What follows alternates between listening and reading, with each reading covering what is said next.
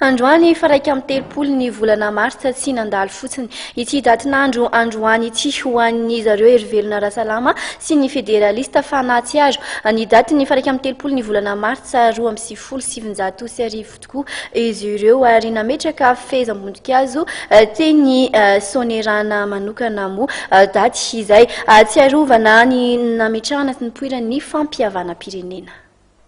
Tonga nametraka fehezam-boninkazo tetsy amin'ny sapana Sonerandra Andriamatoa Marson Alain solotenan'ny Hery Rasalama sy Tabera Andriamanatsoa solotenan'ny federaliste ho fahatsiarovana ny fijerenan'ny daty raika amin'ny telopolo mars 2017.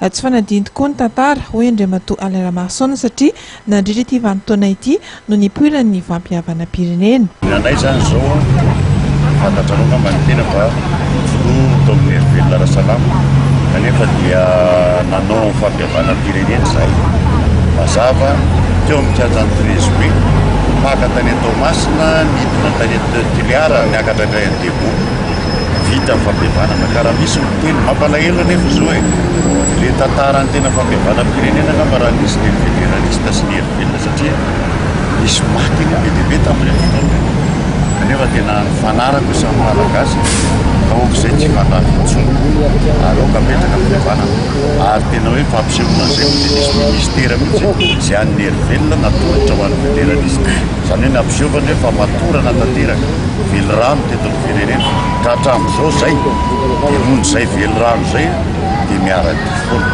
hatramin'ny farany satria nametraka zay fivanana zay zavatra lehibe amintsika malagasy. No mafisina Andriamatoa Andriamanatsoa Tabera ihany koa ny mahazava-dehibe izay fampiavana-pirenena izay.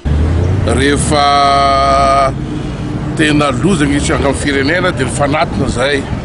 Nifanatona hoe samy malagasy asika ty dia andao asika hiavana. Ary tsy vitany ny havana ihany fa tena hatramin'ny fahoriana misy tokantrano federalista dia sy ny Hery hatramin'izao dia famangy.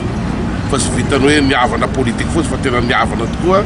Zahay zany rehefa niezaka an'io nanomboka hatramin'ny 92 93 ary amin'ny tohizinay hatramin'izao ary zay ny mahatonga anay mijajajan'ny fampiavana-pirenena io zahay ny tompony ka raha mpiasy moa zany olo zany do hitanay eo fa tonga zahay do ataonay hoe ambaranay anazy ohatrany zao ny fampiavanana io fa tsy hoe fangalana plasy fotsiny. Namarana ity tapakandro-pahatsiarovana ity moa ny fanorana fanampiana ny fianakavian'ireo niarambony tamin'ny raika amin'ny telopolo mars 2017.